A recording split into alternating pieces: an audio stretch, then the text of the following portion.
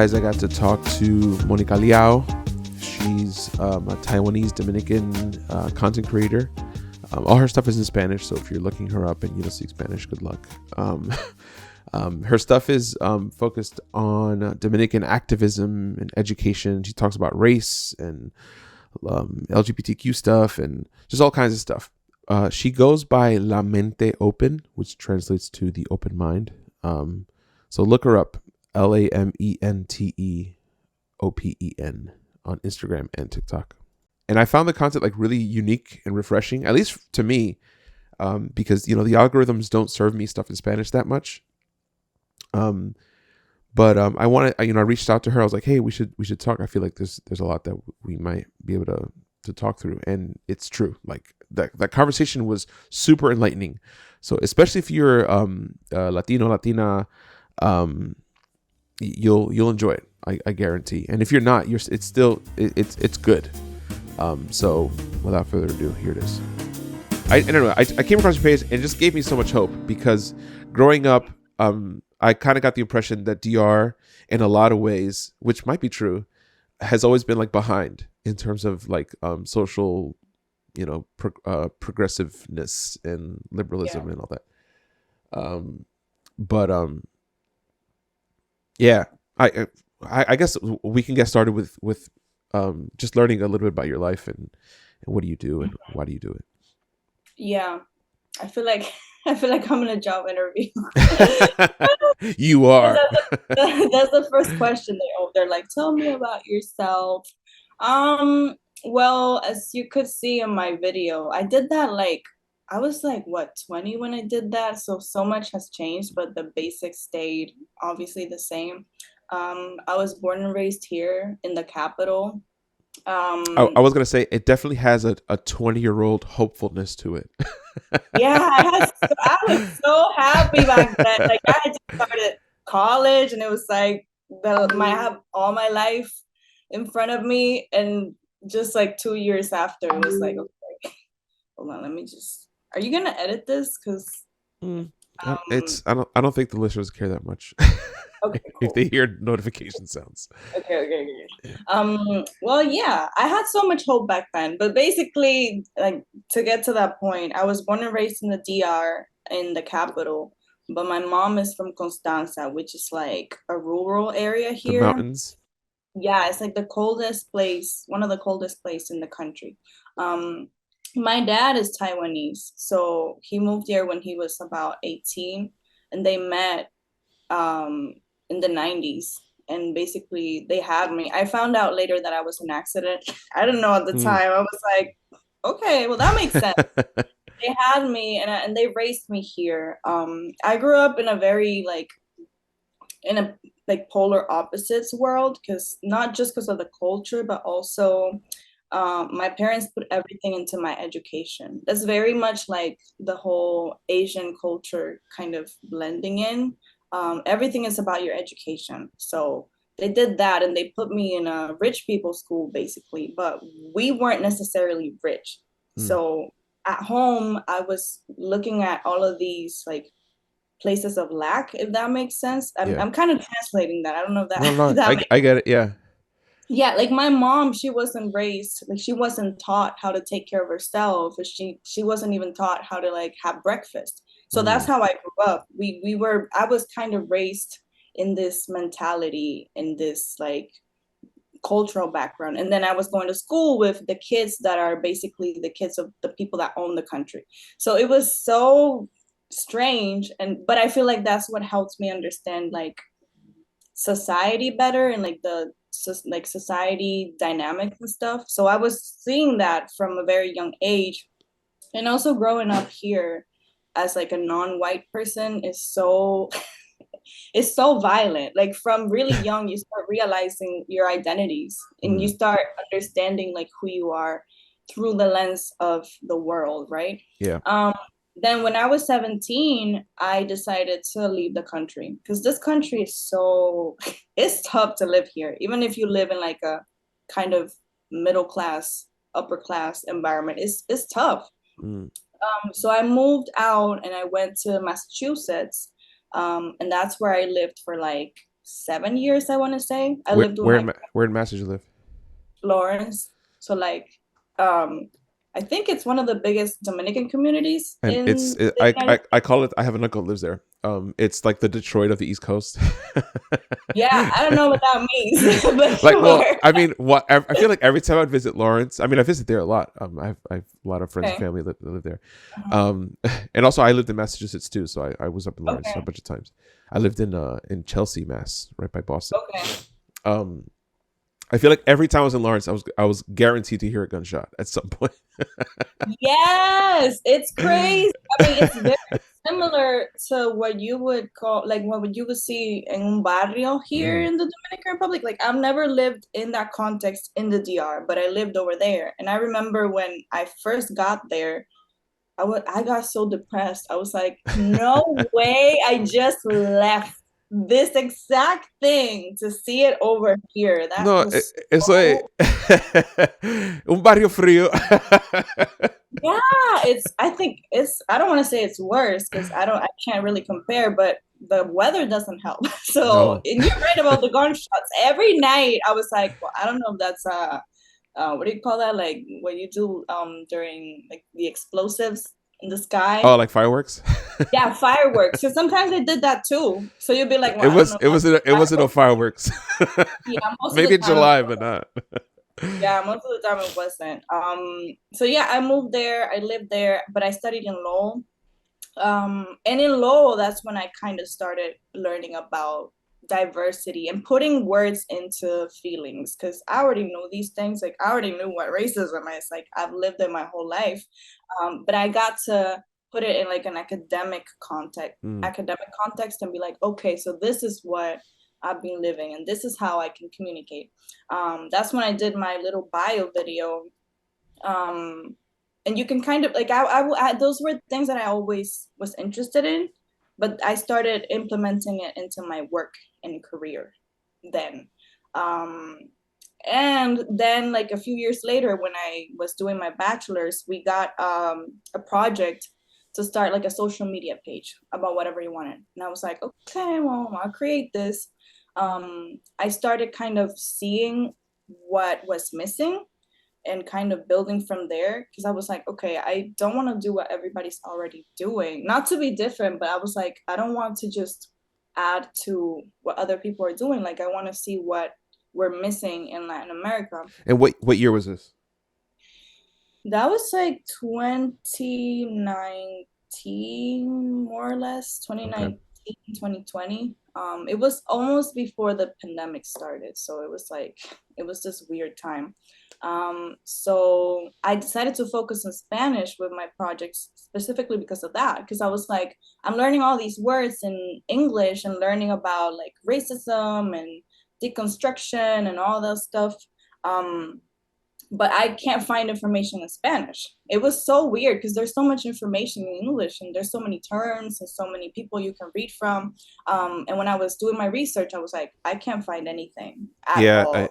it's so funny. Like I have a hard time. So you're talking about a lot of stuff that I could personally relate to really directly. Like in a lot of ways, we've had really parallel stories. Mm-hmm. And like you said, like I have a hard time explaining some of these concepts to my mom Mm-hmm. because I'm like, you don't understand this, that. And it's I have to like break it down piece by piece every time I'm trying to say where in English I would have said it in one word, you know. um Mm-hmm. yeah, like I don't I like the whole concept of like everything being a fruit of colonization. It's like I have to Yeah, like it's yeah. hard to explain. I mean, when you get into it, it makes sense because, like, obviously that's where it comes from. But explaining it to someone who maybe hasn't thought about it Hmm. ever, it's so tough. And I think that's what my project is based on. I was like, because to me it's hard to understand these things. And I studied and I went to a school and I know English, so I have all of these privileges.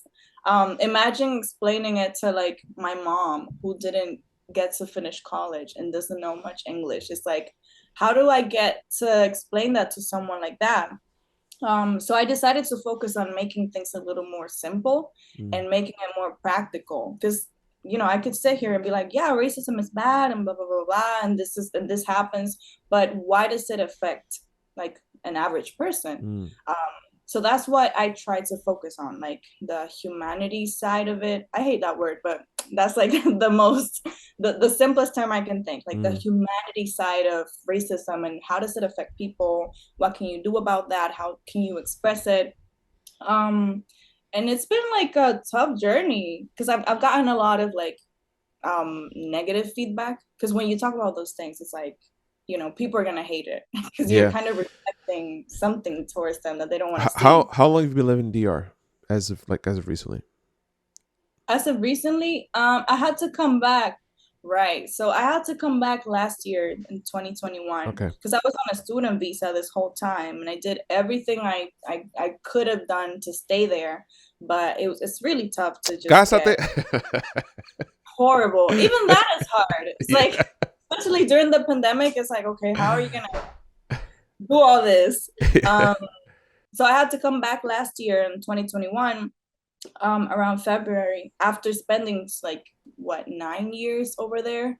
Um, Came back last year, and it was like coming into the world of activism in a more like pronounced way, which is tough. Activism here, like I didn't even know there were activists here. Just like you, I was like, okay, what, like who's doing, like, what's happening, and all of that. And I found all these people through social media as well, and immediately just dived in. And I've been here for like almost 2 years. Um, it's interesting. I don't like it. I've never liked it. I don't like it. But now I have a better understanding as to why I don't like it, and I can like explain it better. So yeah, that's kind of been my journey. I've been around like during all these times. I've been like preparing myself as a producer. So like learning how to produce content, how to write scripts, how to do all that. I studied film in school. Mm. So what I did is like mix what I studied with what I'm learning in order to create more stuff. Yeah, I could tell. There's definitely like Cool. she knows what she's doing element to some of the content. That's the vibe. Yeah, I'm a real creeper. I actually got into your portfolio. I saw I saw like Oh, so that's great. I was like, I wonder if he did his research. yeah, I saw your resume. But Awesome.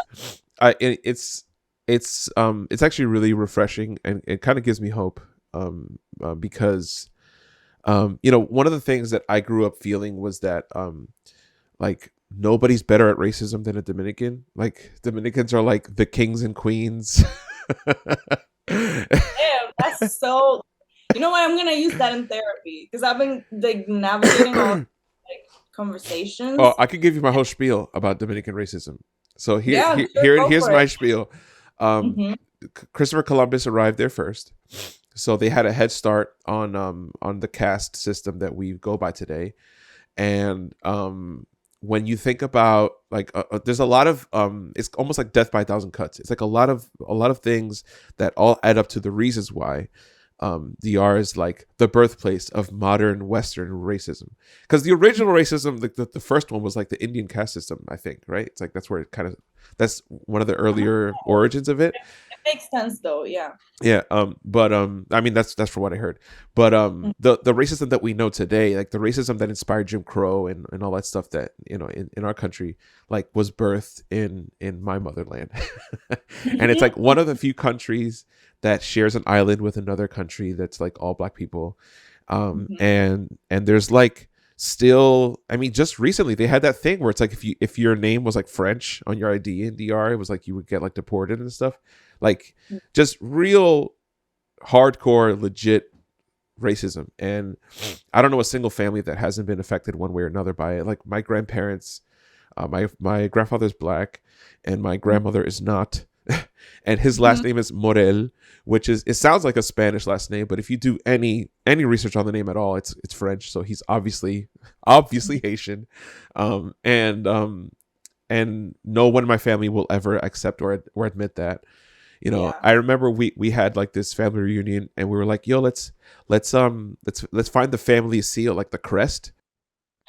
like the shield thing, and I looked up Morel, and I found some like French one, but it wasn't spelled right. But I found it's the one that spelled like how we spell it, and the image was literally three heads of slaves with like a rope around their head. Right. And I'm like, there it is. Hard to ignore that, huh? And they Okay. were like, don't print that. Yeah, that's so good. I've never thought about that. I Yeah, and didn't even. like, and all like the, I mean, we think about all like derogatory terms like mulatto, right? Mulatto is like a Yeah, no word, right? It comes yeah. from mule. It's like a donkey and a horse. Mhm. Like Dominican is the most. I don't want to call them mulattoes. It's a derogatory term, but you know what I mean. It's like it's the most mulatto country like in Latin America. It's like DR in Brazil, Mhm. and anyway, all of that adds up to reasons why DR is so good at racism. Yeah, I mean, I think so. I was just talking about this in therapy. I was like, the way you live racism here is so violent, like outwardly violent, and you Mm, don't necessarily realize that until you leave or you change your environment, and then you come back and you're like, oh my God, no wonder I felt the way I felt. Like the second you step out of your house, even inside the house, it's like your social interactions are so much based on your identities, to the like even to the smallest detail of how people call you. It's like I step out of my house, even being inside the parking lot. From the outside, you have these men like catcalling you and, mm, and yelling like aggressive, racist stuff to you. So it's like this could happen anywhere just by being in this environment. And it's so ingrained in like the social interactions of every day, and it can get so like it's so draining. mm, But people don't realize it. I mean, that's why you got this whole country having this whole like way of being. Like all of the interactions here are pretty violent. But people don't realize that, and that's why they get angry when you point that out. And you're like, hey, you got all these problems. And they're like, okay, they get defensive, you know. Um, it's like core to the Dominican identity. Like when you tell them, it's like yeah, the way you've been living and the way you've been talking to people, the way that we've been doing this stuff collectively is yeah, bad. It's like, so I've just been evil this whole yeah, time, you know?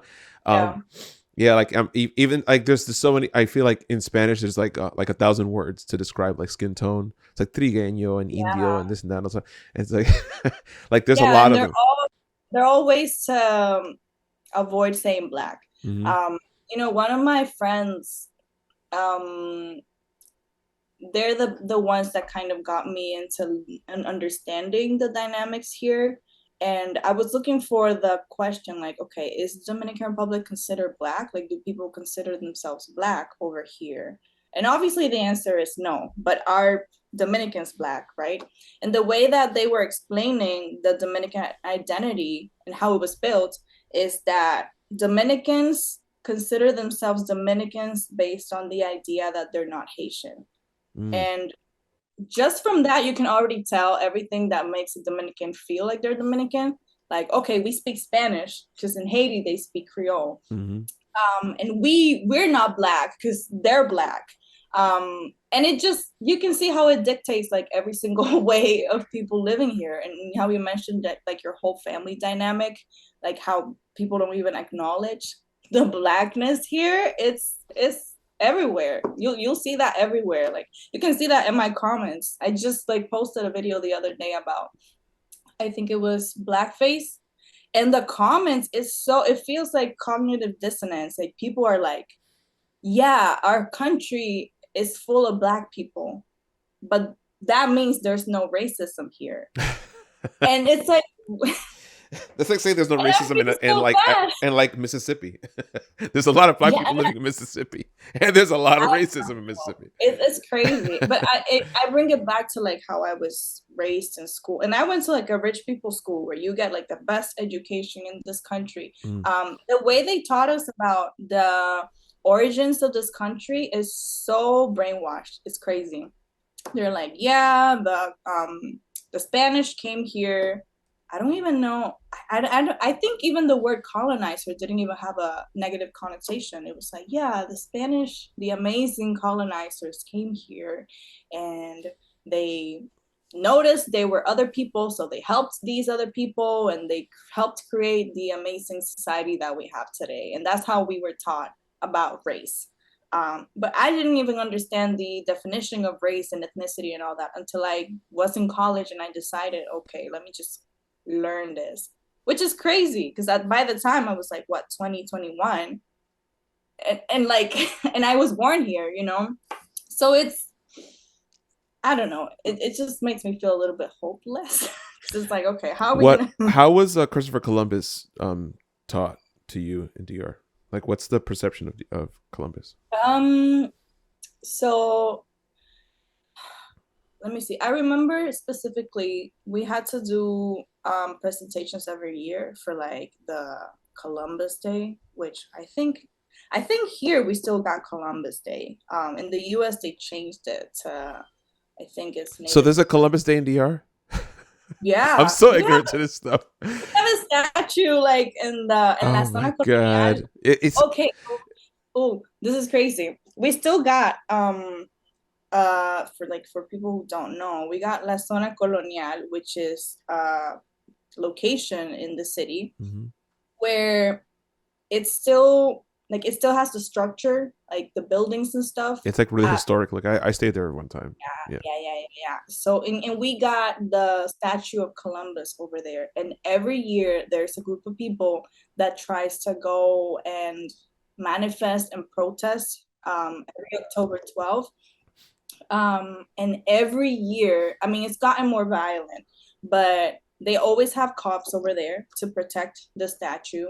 And I think this year they had a group of basically Dominican Nazis go over there, and they start. Wait. Yeah, yeah, Dominican Nazis? Like yeah. like I don't even so want to say their name. describe a Dominican Nazi to me. Like what do they believe in? That White sounds so crazy to me. supremacy. It's very real. It's so scary. I'm not even gonna say their names because these people are crazy. They can come after you. It's wild. But they basically believe in white supremacy and they believe themselves to be of Spanish descent. Like I'm so sure that when they see themselves in the mirror, they see a white person. It's Okay. wild. It's like, and these people they're darker than me. They're way darker than me. But that's basically their Man, whole thing. that's so um wild to me.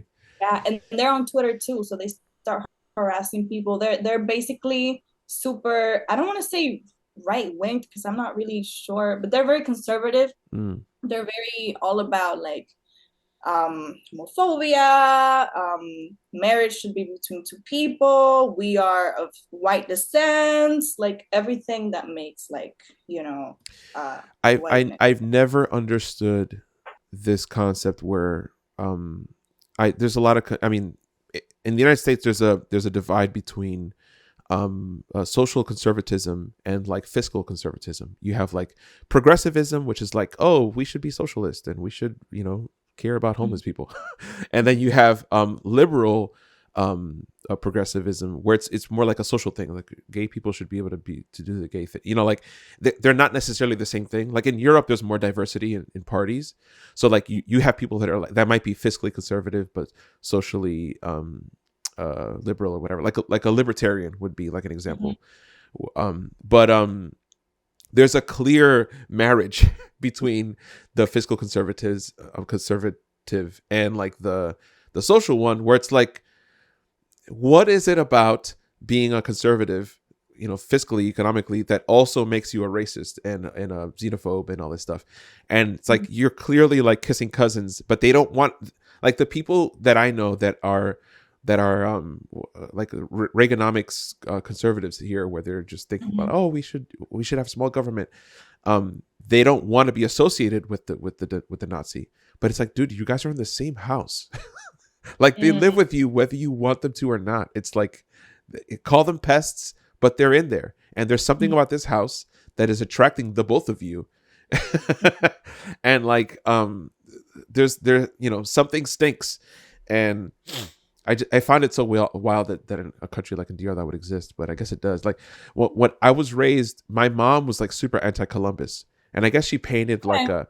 a. I'm being educated right now by you because I was probably really ignorant to like the fact that there could be any pro Columbus in uh sentiments, from DR, but she was Oh, like I was raised being told like Columbus is Hitler, and like my mom was like, Columbus was the worst, and mató todo lo taíno, and like there's no indigenous people because of him, and I right, but even that is based, sorry to interrupt you, but yeah, this is a little, even that sentiment is kind of based on anti-blackness, mm, the way I see it, because the narrative is Columbus came here and he erased the native Dominicans that were in this island. mm. If he hadn't come here, we could have good hair and fair Wow, complexion. And man. yeah, it's crazy. Oh my Everything god. to blackness, I swear. Like Even hating everything, Columbus can be racist. kind of. I mean, yeah, it's sad. This is why I got you on this podcast. I Well, never I'm would glad have heard these words. well, that's where I realized school. I was like, because what you're saying to me is a little shocking. I'm like, oh wow, your mom is anti-Columbus. My parents didn't teach me any of that. Mm, I was in school and I remember learning about what they. It's so funny the way they phrase things. They were like, yeah, Columbus came here, and from the mix of these three races came these other racial identities. And I was like, okay, so if the indigenous people were slaves or enslaved and they had kids, I was like, that doesn't seem very, how did that happen? mm, I'm like, this seems pretty violent to me. I'm like, this sounds like, I was like, okay, so basically they raped their enslaved people. mm-hmm, But they didn't teach us that. They were like, oh yeah, they created these mix of races. And thanks to that, we are what we are today. And based on that, I was like, huh. And that's how you start like hearing these narratives of like, oh man, if Columbus hadn't come here, then the like we would still be hanging around looking, how like more appropriate looking. Um, mm. What's the and word in so Spanish? What's the word in Spanish you're translating from? um it's not a word, it's just a concept, Mm, like the beauty standards, like the European beauty standards, yep. because by European beauty standards, like indigenous people are kind of beautiful. I Mm, say kind of because it's always evolving.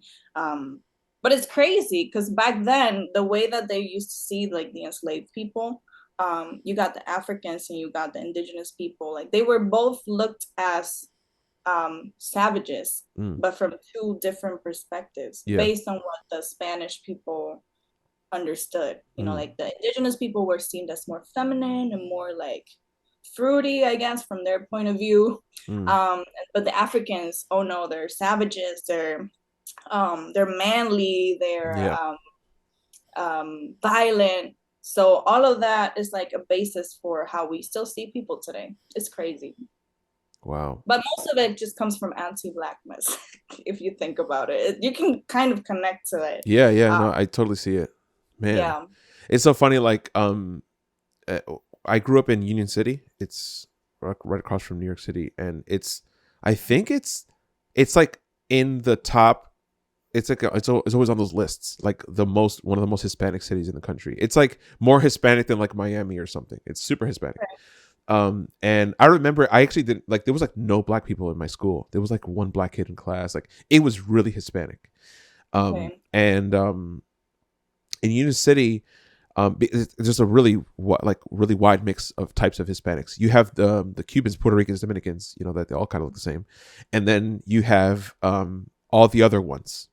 And I always knew that they weren't Caribbean because they looked more indigenous. It's like, oh, you could be Mexican or Ecuadorian or Salvadorian or whatever, because clearly there's more indigenous stuff going on in your race makeup or whatever.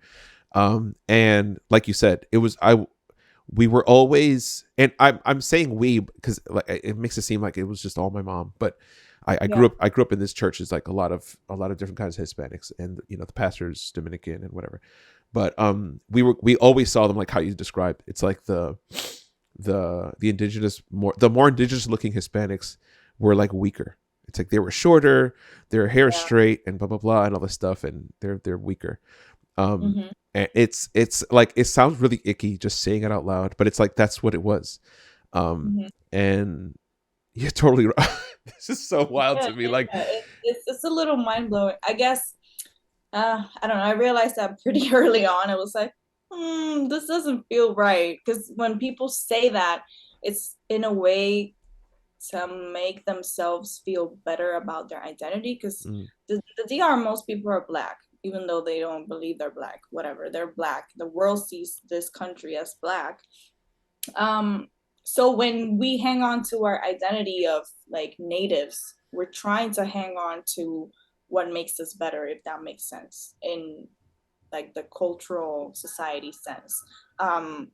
But it's also, it comes with this idea of like, well, yeah, but the native Dominicans, they were kind of dumb because they were hanging around, they were naked all the time, and all these stereotypes that I don't even know if it's true. Like yeah, a lot of these things are so easy to fabricate. Like when you start doing research, you start finding out that like a lot of the journals that the Spanish people had, like they could have just written down whatever they wanted. Like who knows? yeah, Um, so that's why it's important to kind of find different sources. But yeah, a lot of the identity here is just kind of clinging on to whatever like makes us, takes us to the next level in society. But it's sad because we'll never get there because we're not that, you know. And I think that's something that if there is no like educational programs implemented here, like we'll never get out of it, even mm, though that's not like the one solution, but it's just part of it. Kids here don't learn about any of that like at all. I don't even know if they're taught correctly, like the whole historical history that we got. Well, I wonder like what the CRT debate would look like in DR if it ever what is comes to that? that. So the critical race theory, like here, Oh, yeah, in the United States, there's this whole big debate about you know what to teach little kids, and yeah, it's, I um, don't think people fight here over what can be. Well, that's not true. Hold on. Not about race, because nobody's really like championing towards like, oh, let's teach about race, blah blah blah. Like nobody really does that. Over here, I think it's mostly about like um LGBT stuff. So mm, like there's been a lot of debate about like what do they call that? It's like the gender theory, something like oh, gender ideology. They're like, mm, yeah, do we teach? But it's like no school is truly trying to implement that. So it's like an invisible fight. It's just mm, people fighting on Twitter and bringing like speakers from other countries to just fight. Like mm, there's really no purpose. It's crazy. It's really weird over here.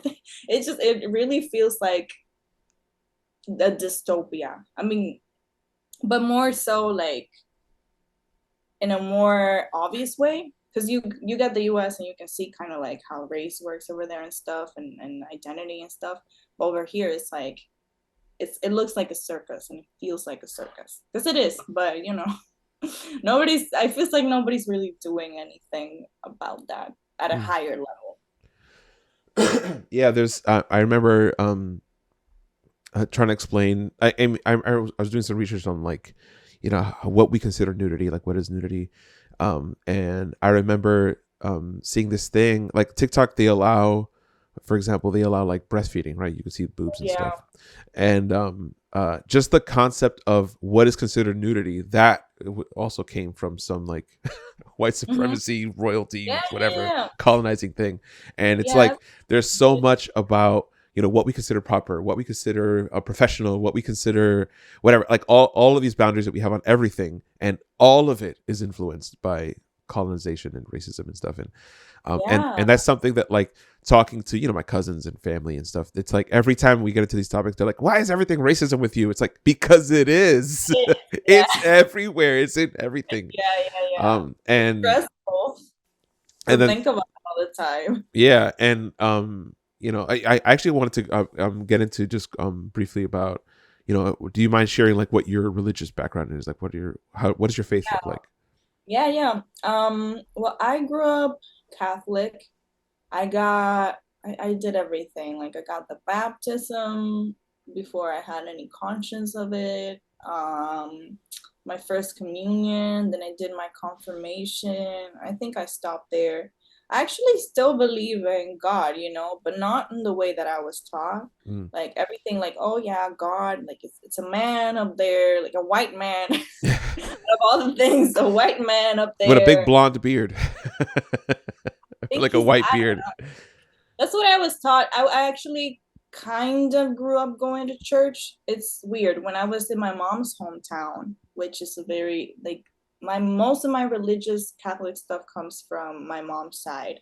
Um, we used to go to church on Sunday. I hated it. It was just so boring. I was like, okay, like we have to, like the stories are cool, but do we have to sit here for this long and just listening? Because the preachers here are so intense, most of them. Like they yell at you and they make this whole spectacle. That was interesting sometimes. But I was always like drawn to the spiritual side of it. And I've always believed that your relationship with spirituality and God or whatever you believe in, like it's very personal. And that's Mm. what I don't like about what I was taught growing up. I was taught to do things a very specific way.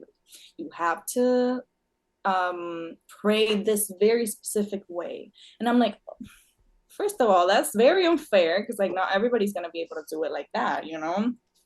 Each person has their own stuff, like what about people who can't speak? Like Mm. you're gonna tell me that God can't hear them because they don't say it out loud.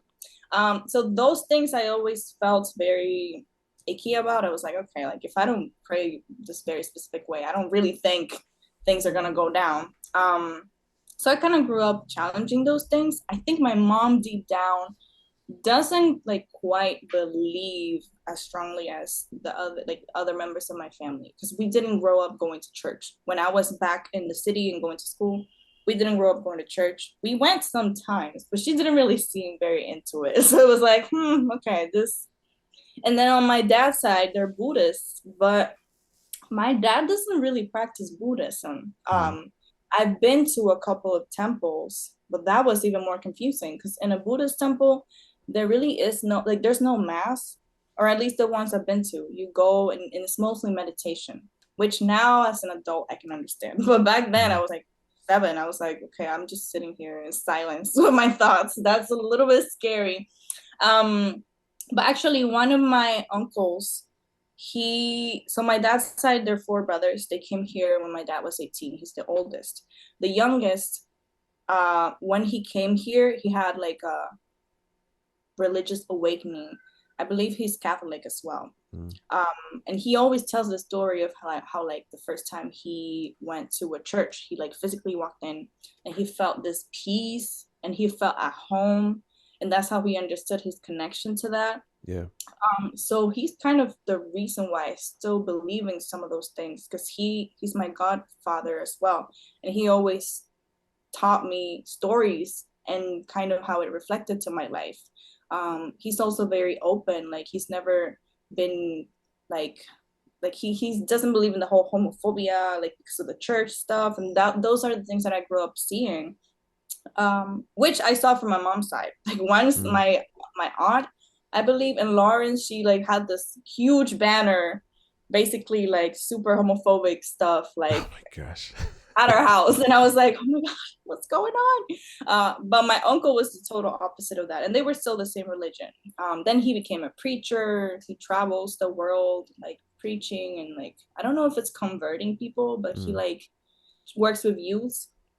Um, so yeah, like kind of have that relationship with it. I pray sometimes, but those are things that I learned on my own that I was like, okay, this works for me. Um, lately with the whole like decolonization and all that, I've started learning a little bit more about other ways of spirituality. Like Mm. some people believe in astrology. I've been learning a little bit about that.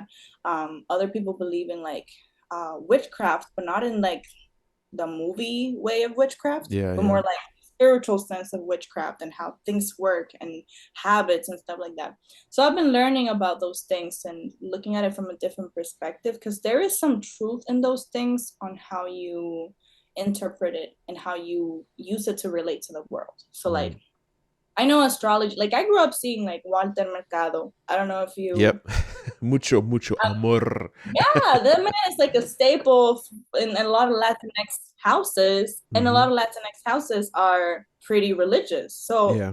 I was always like, how does this make sense that we're watching this man? Like, and you kind of believe it, but also you say that that's of the devil, you know? So I've kind of started learning about things and seeing how it works for me, because I feel like in the end it's about that and how it helps you navigate everything.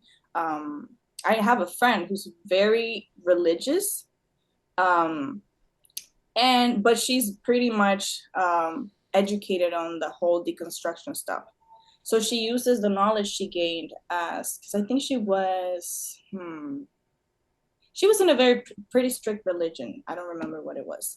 But she uses that information to talk about the history, because a lot of colonization comes from religion as well. It's crazy. I don't know the exact connection, but a lot of the values that we have today comes from what the church allegedly said, you I mean, know? like some, I always think about like, how have the streets been named in your town? How have the cities been named in your country? Like, and whenever I think about those, whenever people ask me, it's like, why is everything racism with you? It's like, dude, the street you live on is Robert E. Lee Boulevard. Like, dude, like that's Right?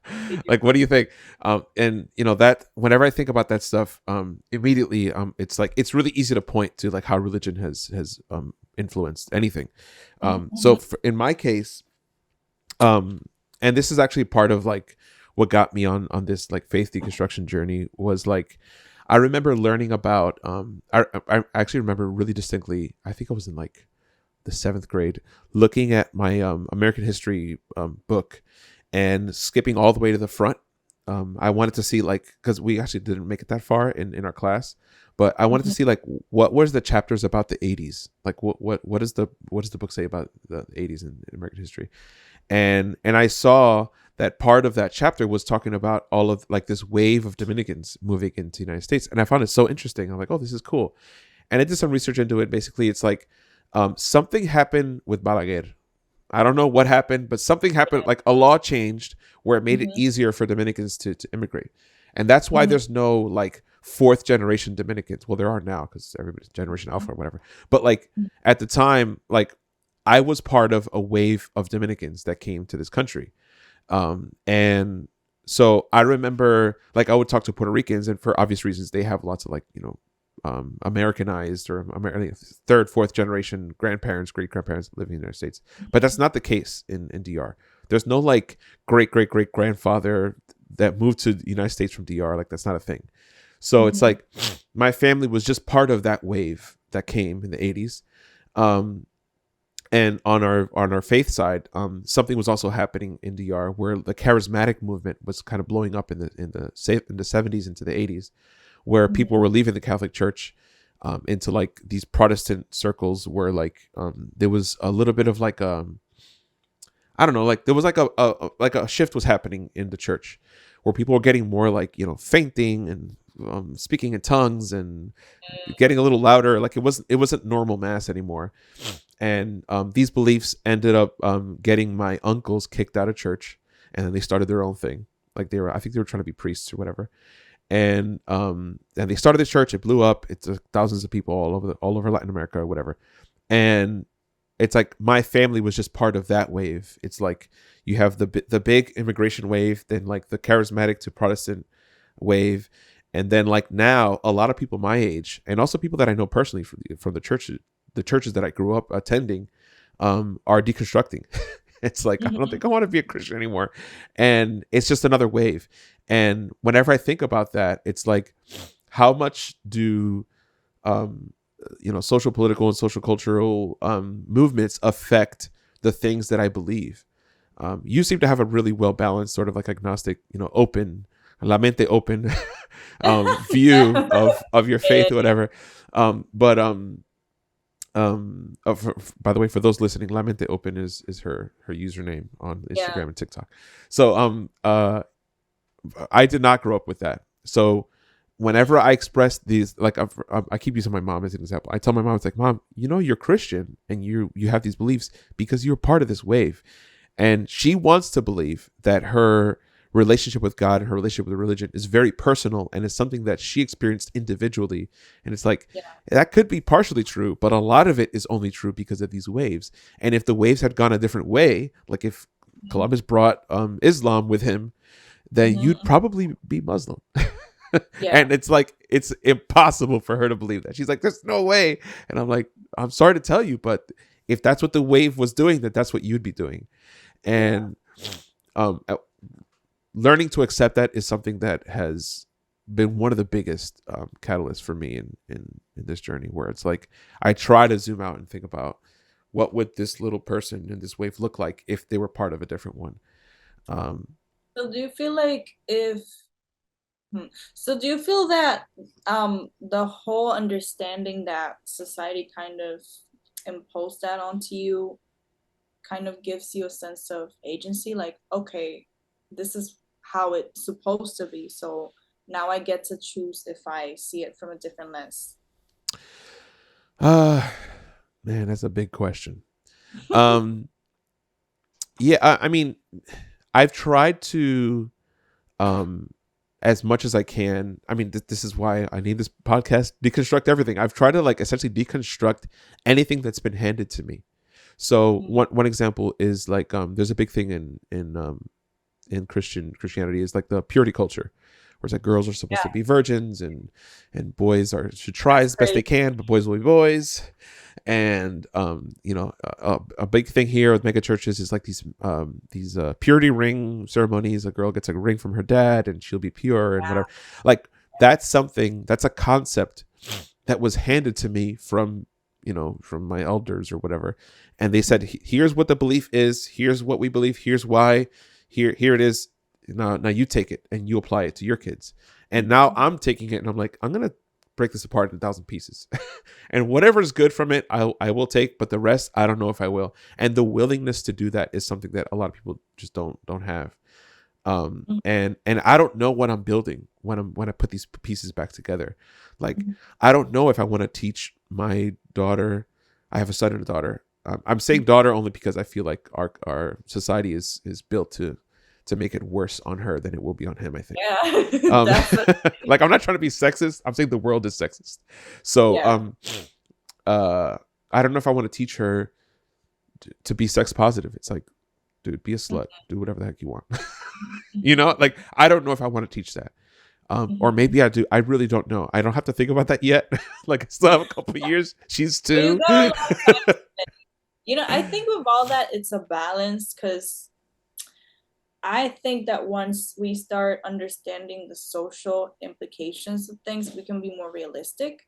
Because I see what you mean with the whole sex positivity thing. Like, it kind of involves a certain level of recklessness that not everybody has a privilege to confront. Like, I think it's crazy when people see those things like that. They're like, okay, well, I'm gonna go out and I'm gonna meet all these people. I'm gonna sleep with everybody. No matter your identity, so you're putting yourself at risk. And it's like, Yeah, it's not exactly. Yeah, even, there are practical reasons why these beliefs came to yeah, be, and it's like, maybe getting STDs is not a fun thing, and maybe you should try to like hold back a little bit. yeah, and it's But not the it's same. like, the motivation behind why to teach it, I think, is where it's flawed. It's like, I want to teach Yeah, her the STDs are a thing, yeah, and to yeah, protect herself and be safe, and my son as well. And also try not to get everybody pregnant, because that's expensive. you yeah, know um yeah. but it's like, I don't want to teach them shame either. I don't want to teach them, it's like, you need to preserve yourself, because the bigger your body count, the more nasty you are. That's That's crazy. you know yeah, Yeah, that's what I'm trying to avoid teaching. yeah. And that's something that has been, I've had to do a lot of unlearning personally. And so much of this stuff is colonization, like, it really is. And it's like, you were colonized into believing these things, like. And Yeah. getting an understanding of, like, having, like, as soon as you have that perspective, you're able to paint a picture that it might look in a lot of ways similar, but not with using the same colors, not using the same influences and motivations. Um, Mm-hmm. what are you doing now? Like, what does your life look like now? Mm-hmm. I'm kind of in a period of transition now because I came back last year, but then I got my green card this year. So Mm, it's like, okay, I had to come back, bring everything, and now I'm gonna have to go back again. Okay, with my project specifically, I'm starting a new chapter of it because right now, as to this point, I've just been doing like improvised, well, not quite improvised, but like random videos, like, okay, let's talk about this and let's talk about that, and there hasn't been much structure.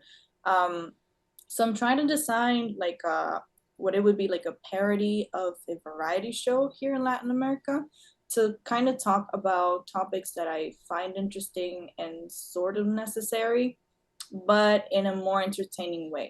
So I'm kind of designing that. I don't know if you grew up watching variety shows from here. yep. They're very, they're very like colorful. It's Yeah. very like, not in like a visual way, but in general, like the way people talk and everything. So I'm kind of implementing that influence in order to talk about social issues, but not in a academic way. Like, okay, what is racism? Like, okay, people don't really want to see that. Mm, Um, and just to kind of have fun with educating. So I'm creating that. I did the first episode, but I'm trying to make more so then I could release it later in the year. And trying to handle the whole transition back to the US. It's tough. And honestly, it's kind of scary because the US has its ups, but also like I'm gonna be so honest, the whole shooting stuff, just that is so scary. That's the yeah. one thing that I'm like, oh my God, like, are you serious? Like that's just wild to me. So I'm trying to go back. I'm trying to get like a steady job in what I do, so production, so I can maintain my other projects. Because frankly, doing like educational, social stuff is like you get zero rewards, like at all. You cannot, at least in the DR. I think in the Mm. US there's a little bit more opportunities because there's more openness to it, but in the DR you just can't make money out of it. I think you lose money making that. I'm Here, sure that's probably the case. yeah, like you know how influencers can do like promotional stuff. Over here it's you can't really talk about these issues and try to get money from that because the companies are very conservative. I Mm. even I had a friend who had a couple posts scheduled, and it was like a very famous phone company, and everything was all set. But he talked a little bit about his sexuality and stuff, and they were like, no, we want you to take them down. We can't do that because our values, it doesn't go with that. So I think he lost the money. So that's Wow. basically that's basically what happens here. So I'm trying to see how I can create something more concrete with my project because for now it's felt very like all over the place because there's no there's no instructions towards doing this, and I think there's still a lot of missing information that we need to have. So I'm trying to create like my own version of that to see like what comes out of it and having fun as well, because honestly this is so like it's very draining to talk about these things all the time. Like I've kind of had to diminish the amount of um takedowns and criticisms that I've been doing because I've done a lot, and it's been so hard to navigate that because every time you criticize something very directly you get so much backlash, and you can't make a life out of that necessarily. I mean, there's people who do that, but their environment allows it. Being in the Dominican Republic, it's like you can't really live off of that because like you don't even know if you're being chased. Like that could happen here. You can talk about very specific stuff. Like I remember when you mentioned the whole like being surprised about people still having Columbus up in a pedestal. Mm. Over here, like if you do or say anything remotely that kind of threatens that idea of Columbus and like whiteness and all of that, like you could get like a what do you call that? Like a like a target. A Mm. target. on your back, basically. It's happened. I've seen it happen. And Wow. it's scary. Yeah, no, this country's like, it's crazy. That's why I'm trying to like get out already.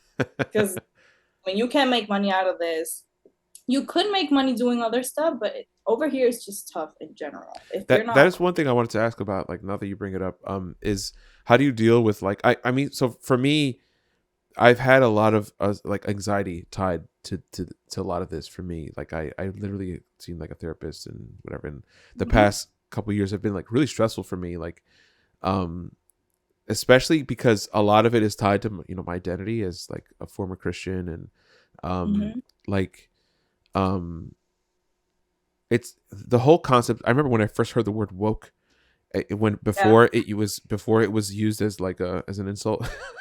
mhm, I remember really feeling like, oh my gosh, my eyes have been open to something that's been right in front of me this whole time. mhm, And it's almost like if you have been blind and then you can see, and it's like it's too much stimuli, there's like too much going on. It's like too many things were making me angry. It's like, mhm, this everything sucks, oh my gosh, this sucks too, and that sucks, oh my god, everything sucks all the time. And mhm, it's like I missed the time when I was a little bit more ignorant to this stuff, and it just felt a little bit more calm or whatever. In the United States, I feel like a big reason was like 2016, 2015, like Trump coming on the scene, where it's like all of a sudden not thinking about the politics of your country could affect your life, and in ways that it just kind of didn't feel real before. Like, this sounds crazy, but like, if McCain had won instead of Obama, I don't know if I'd care. It's like I didn't vote during that election cycle, and I really didn't care who was going to win. I preferred Obama, but if mhm, Obama lost, I really didn't care. But when Trump came on the scene, it was like, oh my gosh, this is dangerous. mhm, And it's like, um, uh, all of a sudden, like, I had to care, and it's like, this is a problem that I never had to think about before. Like, this is so annoying. Like, I don't want to think about this stuff. And mhm. just thinking about people like who are in activism like you, it's like that just sounds so like there's a lot going on, and it's like it just sounds like a problem that is impossible to solve. Like, how do you deal with that, like, emotionally? Like, are you suffering from anxiety like I am? Yeah, yeah, what a great question. Well, I've always suffered from stuff like just from the social stuff of growing up here is that most I feel this is just my stuff from my own experience. I feel like growing up here will most likely give you some sense of anxiety or depression just because there's so much like that you can't do. Mm, So like me looking at it from a social point of view, like my parents come from very difficult backgrounds. Like my mom comes from a very poor family. My dad comes from a whole other country. And from what I understand, they weren't necessarily rich. So they both come from these traumatized places, mm, mental places. And then they make me, and then I inherit both of those traumas. mm, And so, like, my situation growing up wasn't the best. It was so, like, emotionally and physically abusive because they mm, come from those backgrounds, right? So I grew up with a lot of anxiety and depression from very early on. I didn't know what to call them, but I knew. Then when I grew up, I was like, okay, now I can put words into these things. Um, but that's exactly why I decided, okay, let me just try to see what I can do. I got into activism because I was like, okay, all these problems come from social stuff, so let me just try to handle that. But I haven't found like a perfect way to handle it because there's no workbook as to how to deal with it. Because, like you mm, say, these are problems that have no solutions necessarily. There's ways to handle the society situations that we have, but like we don't have the answers. Like I don't have the answer. I don't know how to deal with any of that. Like I'm going to therapy. I will say something that helped me a lot is that I found like I've been in therapy since I was 19. mm, And only a few therapists truly knew how to help me. But this year I found a therapist that has a like an anti-racism approach. So like mm, when she talks to me and when she gives me solutions, we also talk about the social perspective. So it's not just like, oh, you're dealing with depression. Okay, it's like it's all in your head. Like, yeah, depression Mm-hmm. is in your head, but it also comes from generational trauma and like Yeah. social stuff. So having that therapist has been amazing. And I guess also having like support systems that kind of get it, that's another way. But it's hard because even like in personal interactions, you can still see how the system kind of affects how people think. And Yep. even that, like if you get too critical, it's like, oh my god, it's never ending. Yep. um I've also had to kind of step back. Like I was very much in the field activism, like go to every protest and like record and blah blah blah. I had like a very serious talk. I think it was this year, and I was like, okay, I can't keep doing that because it's too much. Like it brings you down, and then how are you gonna help people if you can't even help yourself? So just finding like what works for you. Some people have to believe that activism has to be very like upfront and like Mm. you have to put your body into it. Mm.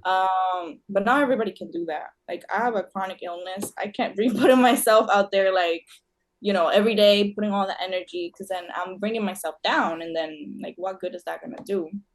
So it's a mix, I guess, just like finding your circles and finding what works for you. And realizing that just because there's a whole social thing, like I was just talking about this an hour ago, like you don't have to carry all that on your shoulders. Like you're Mm. just one person, and believing that there's this big social problem and we can help solve it is great, but it's always gonna be there. Like it's been there for a long time. It's always gonna be there. So that sense of Mm. urgency of like we have to do it now because people are dying. That's true, but also like how much can you really carry that? It's not realistic and it's very like Yeah. toxic. The problem is hundreds of years old, so it's not going to Yeah, solve itself with one generation. That's true. yeah. Like, and I feel like superhero movies make you believe that, like, yes, like I'm gonna Mm. deal with this problem, and it's like, okay, that's just not realistic at all. It's also not healthy. And we don't even have the answers. So it's like, so what exactly is gonna make, like it's a lot. Um, but I feel like my generation is kind of getting the hang of it. Like we're starting to, like go to therapy and talk about those things and seeing like that side of things. So I think slowly things will start becoming a little bit more sustainable in like an emotional sense. Because I still don't know how to deal with racism. Like I'm still having situations where like people say stuff to me and I'm like, I freeze because I'm like, what am I supposed to say to that? Mm. Um, so it's just a matter of like dealing with it, learning how to navigate it, like using your tools, talking about it. But it's tough. That's why I'm trying to cope and leaning more into the humor side of my page because that's Mm. always been my thing. I'm like, okay, let's deal with things with humor. So I'm trying to like diminish the amount of like criticism and takedowns and be like, okay, how can I talk about this in a more like, I don't want to say positive because positive might not be the word, but lighter Mm. way. Because that's another way of doing it. Not everything has to be very like straight on. Mm. So yeah, it's like an answer, non-answer. No, no, it's. I feel like it's as nuanced as it was supposed to be. Mhm. I'm really, I want to be respectful of your time, and I'm really glad to have had you. Like this conversation has really given me a lot of Yeah, hope. And yeah. No, it's like the third I time I was. say it in this conversation, but like, one thing I will say is I do think that uh I don't know if you plan on having kids or if you have, I don't think you have kids, No, but at all. I don't know All of these, I'm taking the information. I'm like, hell no. well, No. if you do ever have kids, whatever, or just think Yeah, about the next generation, nephews, whatever. yeah. The I do have hope for the next generation in Hmm. that I think within our lifetime we will see a radical change, and I think about what happened between, at least in the United States, between the 50s and like the 80s, like just that period of the 60s and 70s and all the activism and the summer of love and the hippies and all that stuff. Hmm. Yeah, a lot of progress was made during that time. Not all the problems weren't solved, but there Yeah. was a huge shift that happened. And I think that it's happening now again, sort of like where a new form of activism, a new way of thinking, a new like sort of progressive and liberal wave is sort of happening in this generation. And I'm glad that it's happening. I don't think that by the time we come out of it, that the problems will necessarily be solved. I think we have another Reagan coming in our future at some point, where the pendulum just swings right back. But I do think it is 2 steps forward, 1 step back, 2 steps forward. So at the end of the day, we are moving forward. And I mean, that's just I could be wrong about it, but the United States is better now than it was 100 years ago, I think. Yeah. So you're right.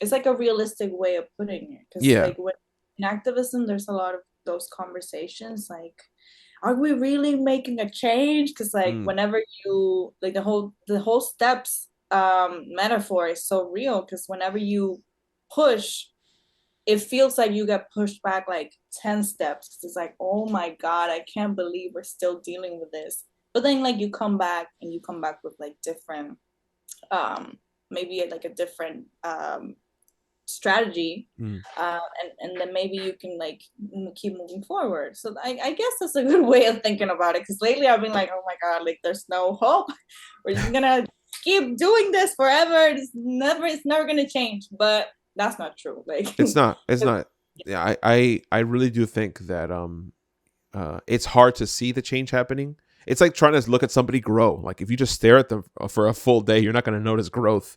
But if you zoom out and think about like, what did they look like a year ago? The person has grown. And yeah, I want to end on a positive note. But I really do believe that. I really do believe that. Yeah, no, thank you for that perspective. Like right now, I think activism here has been going through like a kind of dark period. But that's just from my perspective, because I haven't been in it for that long. But if you talk to other activists here, like some people have been at it for like 20, 30 years and they still haven't seen change. And it's like, oh my God, like, is it really gonna keep going? But I do think, at least in a micro sense, where you can see that people take your information in and it kind of changes the way they think, and it helps them like kind of carry themselves a little bit differently or communicate differently with other people. Like I do see that, especially with teenagers that are like, oh my God, thank you, I finally understand this about myself, and it's like the biggest thing for them. And I'm like, okay, I see that is cool. So I do think there's some truth to that. Yeah, well, thank you for your time. I'm so happy I had you on. And how can people find you? I've been very good with that branding. It's all the same in all the platforms. So it's La Mente Open, LAMENTOPEN. Wait, MENTEOPEN. Yeah. I'll put it in the notes. La mente open, like the open mind. Listen, I was a freaking spelling bee champion. Like, I can't believe you misspelled your own name. Damn. But yeah, it's all the same in all platforms. So TikTok, I'm getting into YouTube now. So that's gonna be cool. Instagram, Patreon as well. Patreon is like the main way, like the biggest way people can support with money, because I literally earn zero for all this. So yeah, and I think there's gonna be more projects coming soon. So it's gonna be pretty interesting. It's gonna be like a new period of content.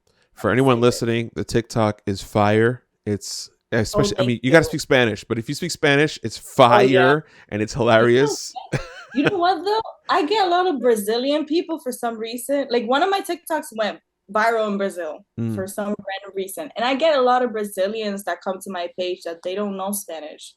But they know Spanish. They're better at like the multilingual. Really good, than we are. Yeah. And they're like, I don't know Spanish, but I'm here to learn. And I'm like, wow, that's so random. And I'm glad you're here. Yeah, for obvious reasons, they're going through a lot of the same stuff that in a much larger scale, but they have a lot of the same issues.